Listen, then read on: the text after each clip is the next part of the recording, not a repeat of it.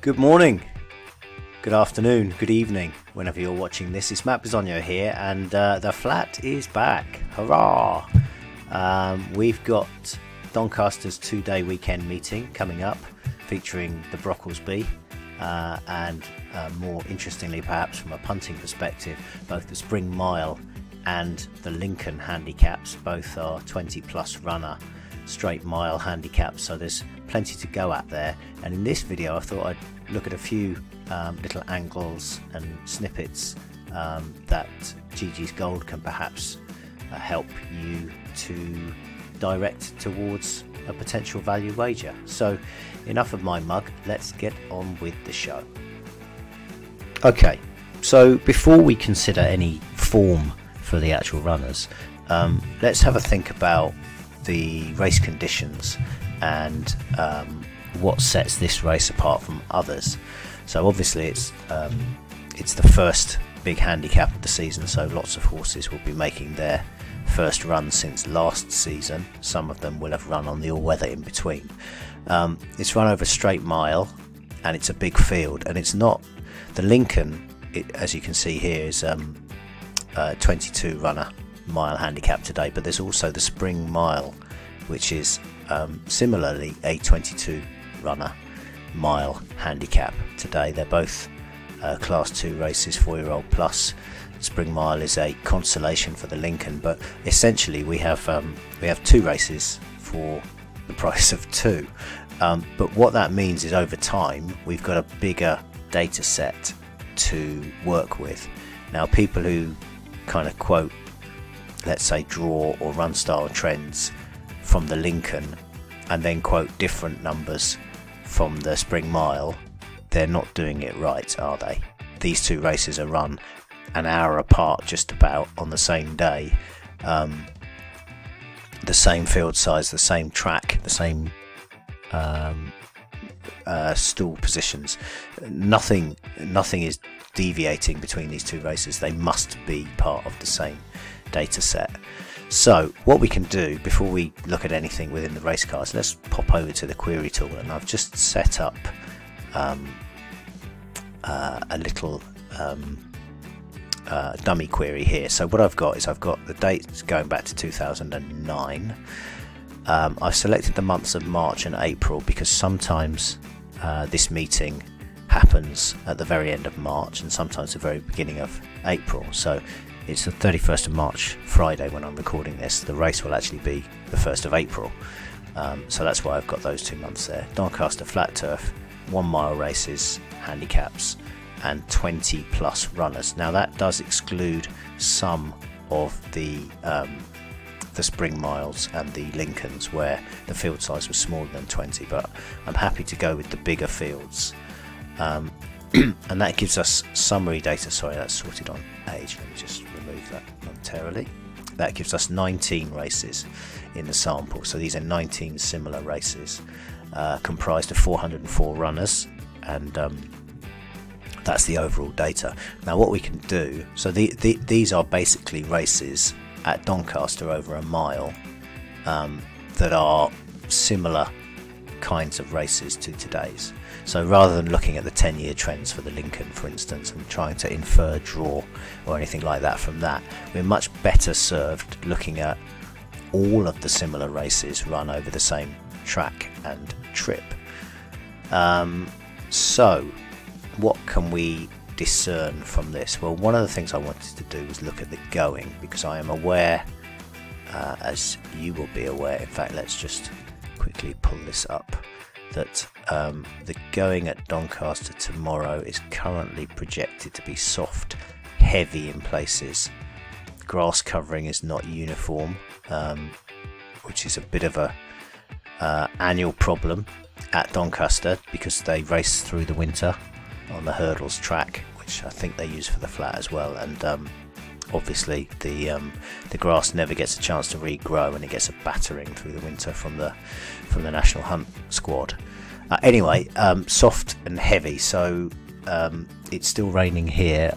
It's unlikely to be quicker than soft in my opinion, and could well be somewhere on the bottomless scale.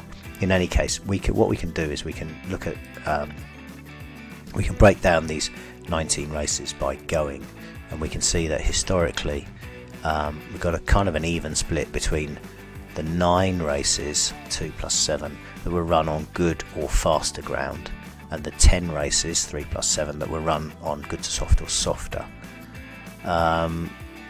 So we can look at the superset, in other words all of the races, and then we can break down just looking at the smaller set of softish races. Now keep in mind that all of these are small sample sizes, so it's dangerous to be too categorical in our inferences, but we'll have a crack anyway.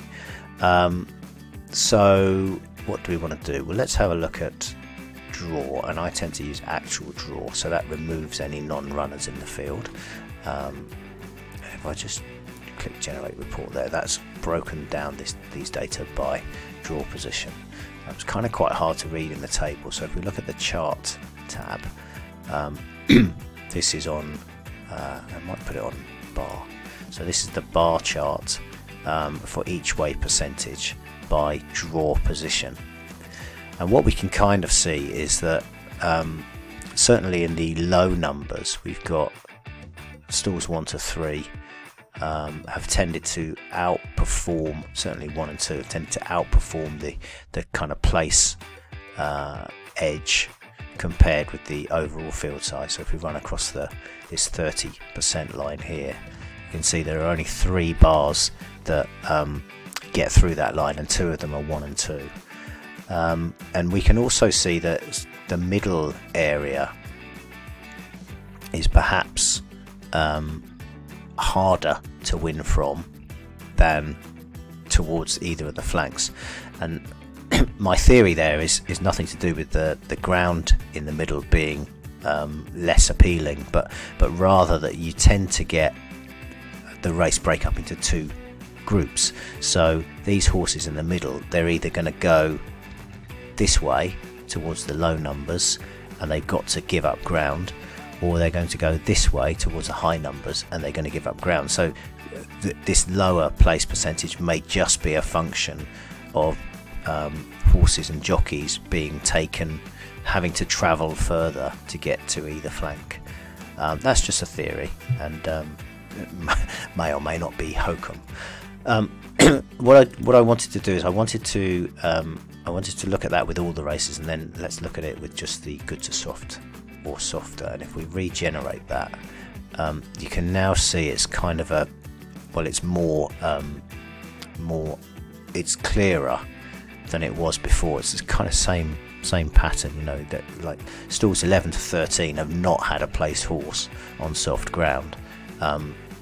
That's very likely to change before too long. So again, we're not saying you cannot possibly make the frame from 11 to 13, because that's obviously preposterous, because horses from 10 and 14 did, and so did the ones around those. So it's just a quirk of a small data set, but nevertheless we still see this this kind of gravitation towards the low numbers, where the 10 horses on good to soft or softer ground to exit from stall 1, closest to the low rail, 5 of those have made the frame, and 2 of them won. So kind of stalls 1 to 5 seem pretty well served. Equally, those in the high numbers don't look to be inconvenienced either. So stalls 18, 19 and 21 are punching above the 20% line, and we've basically got this thing where if you're drawn close to a rail, it looks advantageous, particularly so on softer ground. So that's definitely an extra point, if you like. If the horse has got no chance and it's drawn close to a rail, or limited chance drawn close to a rail, then the fact that it's drawn close to a rail won't turn it into Pegasus. Equally, if a horse has got an otherwise attractive profile and it's drawn in the middle, the fact that it's drawn in the middle isn't an automatic chuck out either. But if you find a horse with a nice form profile that's drawn close to either flank, perhaps especially low, that might be something that we would want to consider. So that's something to keep in mind. What else can we ascertain? Is a better word. Assuage is the wrong word. We can ascertain some detail about age, and this is based on place. In fact, because it's a smaller table, let's just look at the summary here. We can see that I tend to like to look at the each way numbers. We'll soon have PRB in here, percentage of rivals beaten, but until that time, each way is the best proxy for that. And we can see that these small sample sizes of older horses have actually done quite well, but again, it's such a tiny sample that it's dangerous to infer too much. The 4-year-olds have clearly done well, both in win and place terms, and if we add back all of the races rather than just this subset of soft ground ones, we can see that that is kind of further amplified. In fact, we can see that 4 and 5-year-olds, in terms of the each way percentages, are clear of the rest. They may be slightly less exposed than some of the others, and they seem to be the age groups to focus on. We can see in this larger data set with all of the going that the older horses have fared slightly less well. Again, we're not talking about terminal knocks here or elevating anyone to the Champions League positions in terms of their chance, but definitely 4-year-old and 5-year-olds have had the edge in these mile races at the Lincoln meeting. So that's something else to keep in mind. Is there anything else that we want to do here?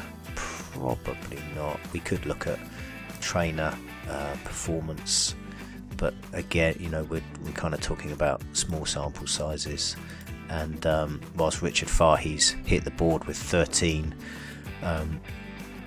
runners, he's had 45. Still, these are pretty good numbers up here, and if we just sort of, you know, if we limit it to those trainers that have had 10 runners in this group of mile handicaps, then maybe we can get something vaguely meaningful. So we can see that Messrs Haggis, O'Mara and Fahey, particularly Haggis and O'Mara, have done pretty well, and again, they might be a couple of trainers to give an extra point to. So with all that done, let's actually look at a race and see what we can find out. So I'm just going to make a quick note here. 4 and 5-year-olds, low especially, or high rail, and Haggis, O'Mara and Fahey. These are my kind of extra point angles. So here we are on the Spring Mile race card, and we can see that as we know, it's a 22 runner race. If we sort it by age, we can see that essentially 1, 2, 3, 4, 5 horses are older than 4 or 5, and 17 are in that age group. So it's not a massive differentiator. It's not helping us to whittle the field particularly. What we can do is we can look at the pace map. So that's one thing that we haven't yet considered. What I'm going to do is I'm going to set this good to soft to heavy, and it's 16 to 16 plus runners, so that's the big fields. I'm going to put it on the place heat map, and you see this is a bit higgledy-piggledy over here. What I'm going to do then is, if I sort by draw, it makes a lot more sense. So it breaks it up into these draw run style thirds. I'm also going to hopefully you can still see it. I've just made that smaller so that you can see the whole pace map in the window. Now at the top we've got these details that, let's make it bigger again. We've got these details that tell us a little about the historical run style profile. So we can see that in the 5, 10, in the 15 races that were run on the soft side of good in this field size handicaps at Doncaster since 2009, we can see that of the 19 horses that either led or contested the lead, so obviously 15 races could only have 15 leaders, but sometimes it's more than one horse contests the lead, which is why we have this number here. We can see that only one of them won, but actually was a price to do that, and the win percentage of 5.26 is quite comparable with prominent racers 5.15 and mid-division 6.15. What we can basically see is there's quite a fairly even split, like more than usual even split of by pace. So I wouldn't especially be put off by any individual run style, particularly in a race like this where if we look at the lead column, let me just put those all in there. If we look at this, this is the horse is projected to lead. There is no horse that's kind of a clear out and out mile pace trailblazer. So we can kind of we've got a bunch of horses that are prominent and may or may not take the lead, and if we just put that on the data view for a second, we can then see the ones that are fours are kind of leaders. So we can see Clear Angel led last time, took Keenhold led, and we can see that Harswell Duke has led a couple of times, made all, and has been prominent a couple of times as well. But there's nothing that's an out and out speedball, so this might be run at a fairly sensible pace, which would possibly make it harder for those closing, for the deep closers from the back to come through. But those, and it wouldn't necessarily inconvenience those on the front. So if you've got a load of speed on the front, anything that tries to contest that is probably going to run out of petrol before the line, and those later runners that are kind of one pacers are going to have their chance to come through. This looks a fairly even pace and shouldn't inconvenience anybody, with the possible exception of the deep closers, which and again, even then, if the ground is particularly testing, then that might help them. But I think I'd probably be looking something mid-division or further forward. So where does that leave us? Well, it probably leaves us looking at a horse.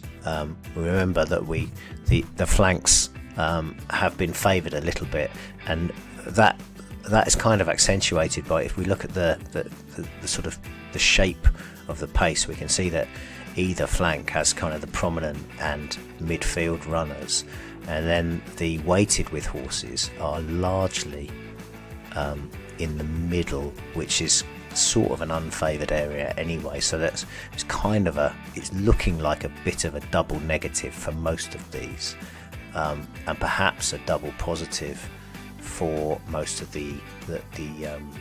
those drawn lower and higher. So I think I'm pretty sure I'm against middle numbers in the spring mile, just because of the way the pace sets up. Now, this is the instant expert view.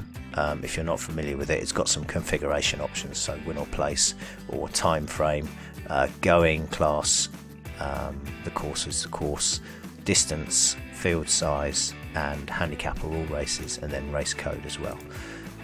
What I'm going to do is I'm going to put it on place again. I want to get as much I want to get as much information as I can, and I'm going to change this to good to soft to heavy again, just to broaden the data set. I'm looking to disqualify horses rather than qualify them, if you see what I mean. And the things that I'm interested in, particularly in a race like this, is if the ground is going to be deep, then I'm interested in, I'll probably change this to soft to heavy, and maybe even heavy to heavy in a minute, because I'm interested in horses that have shown that they can act on that. And I'm always interested in these big field handicaps in the horses that have proven form multiple times in 16 plus runner races, because lots of horses can't handle the hurly-burly of a big field, and you're going to need to do that here. So what I'm going to do is I'm going to sort this on draw, because I know already that I'm sort of favouring these low ones, and 15 down as well. And I'm immediately seeing a couple of things, like the bookends, if you like. Isla K has got a very strong profile, has the weight as well. We can see, if we click on this 4 here, we can see the 4 runs in question on Good to Soft, or softer in this context. And we can see that 2 of them, both wins, were here, Doncaster, but they were in much smaller fields.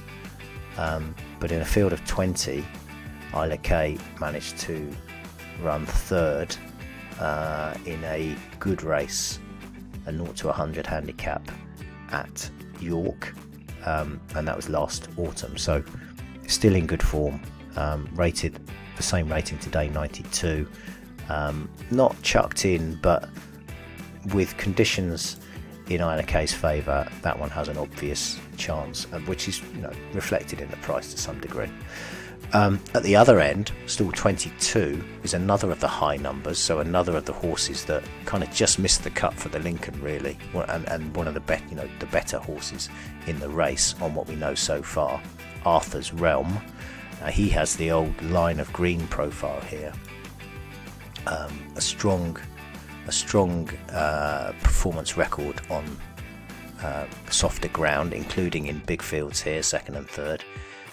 Did get whacked in that race that Isla K was 3rd in.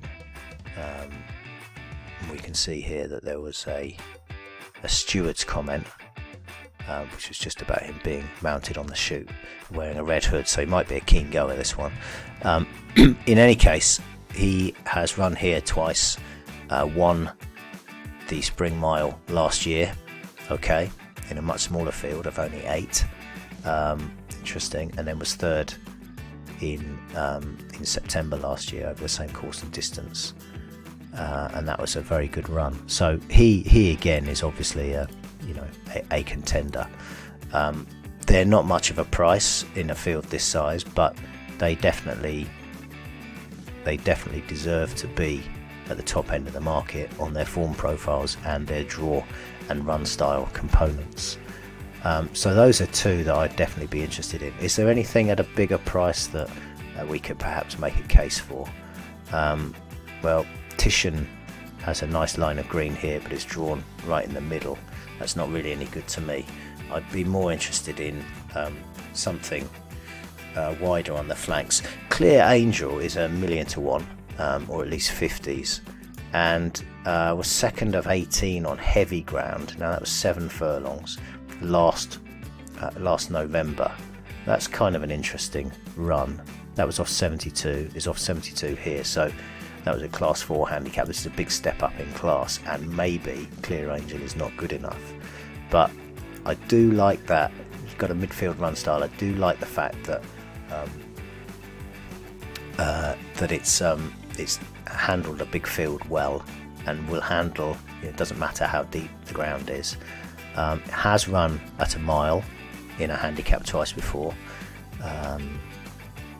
Clipped heels and unseated rider, so that's a chuck out. And then on the only other run at a mile, which is on good ground, Clear Angel managed to win. So kind of an interesting horse at 50 to 1. Let's have a little look at Clear Angel. Right down at the bottom, snuck in as the last one. No name trainer, Susan Corbett, I think. I'm not sure, don't quote me on that. Got the little 14 green icon. She's had 2 winners from 7 runners in the last fortnight, and another one placed, so the team's in pretty good form.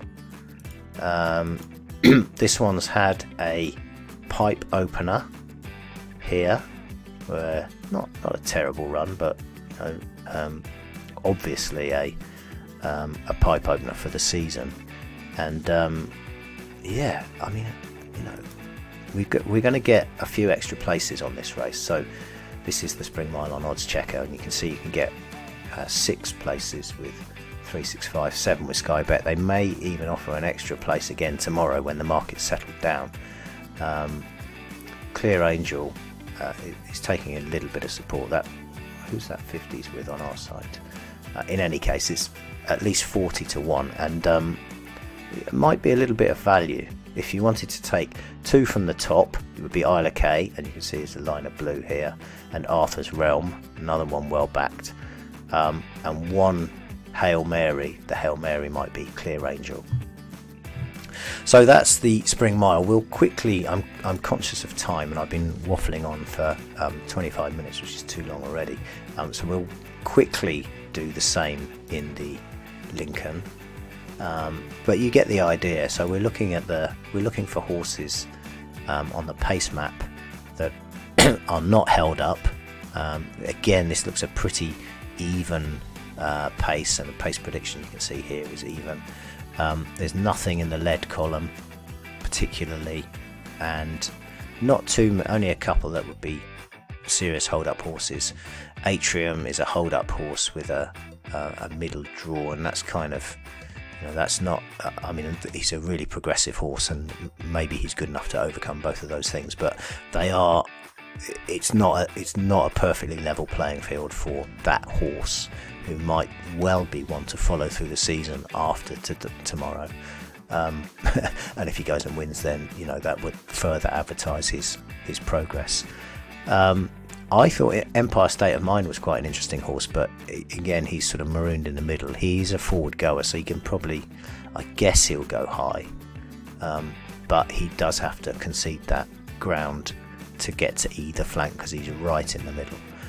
So that's a bit of a neg for Empire State of Mind. Arwal, the Crisford horse, is a forward goer.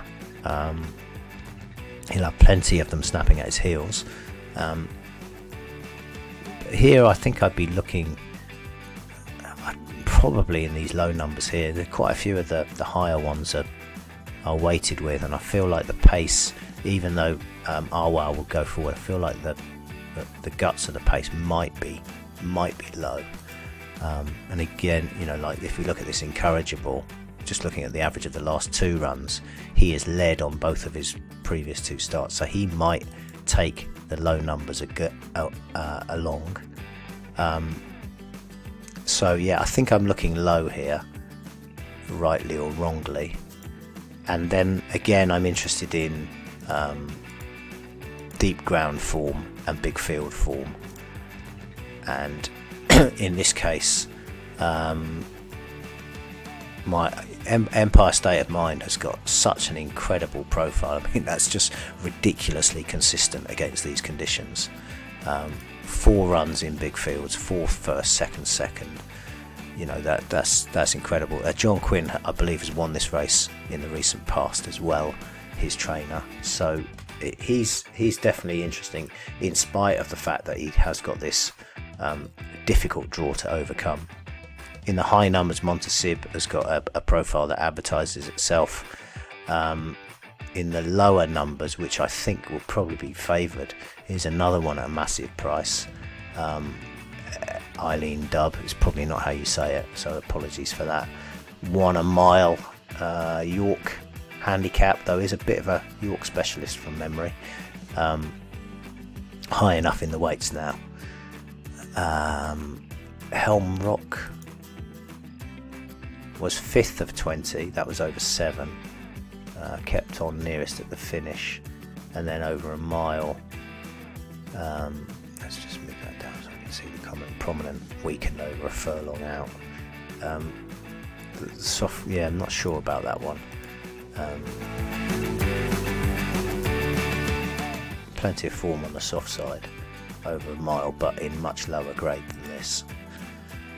So it's a bit more of a mixed bag here. Again, I think the draw might be a factor, and in spite of that, I am attracted to Empire State of Mind in spite of his moderate looking post position.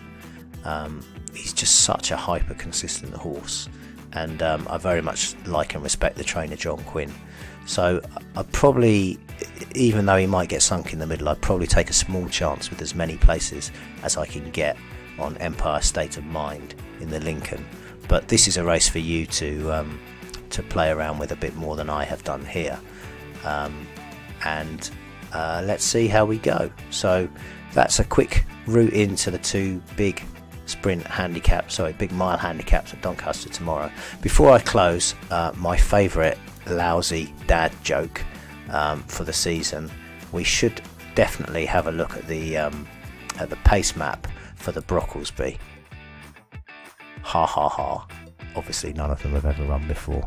I'll get my coat. Map is on your saying bye for now.